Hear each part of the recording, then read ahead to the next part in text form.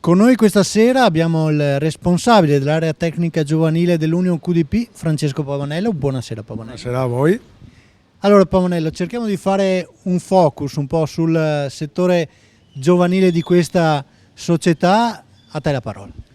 Grazie, innanzitutto diciamo abbiamo avuto una partenza un po' come tutti gli anni, sai, si inizia e abbiamo avuto delle difficoltà, comunque stiamo facendo bene in tutte le categorie, abbiamo degli allenatori molto preparati, di conseguenza adesso siamo contenti, abbiamo anche scalato, stiamo nel girone di ritorno scalando ragazzi, perché questo ci porta a crescere per il futuro sostanzialmente. Comunque bene, siamo contenti, dai, stiamo lavorando bene.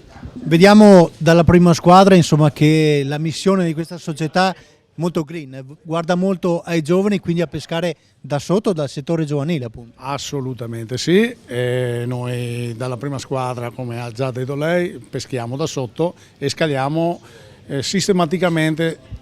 Anticipiamo i tempi proprio per questo motivo, vediamo che ce la possiamo fare, è un lavoro duro, comunque siamo ben organizzati e preparati per fare proprio questo. Grazie.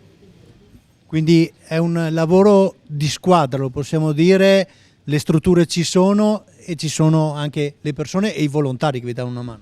Assolutamente sì, senza volontari qua facciamo fatica, comunque abbiamo un bel gruppo di persone che lavorano, una buona coesione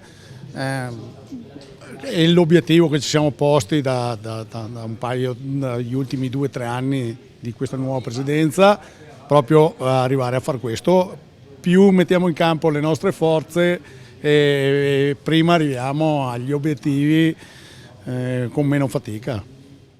Allora, questo era un primo assaggio di quello che andremo a raccontare di volta in volta con il settore giovanile dell'Union QDP. Intanto ringraziamo Francesco Pavanello e le auguriamo un buon lavoro da qui al proseguo. Grazie a voi gentilissimi e crepi lupo.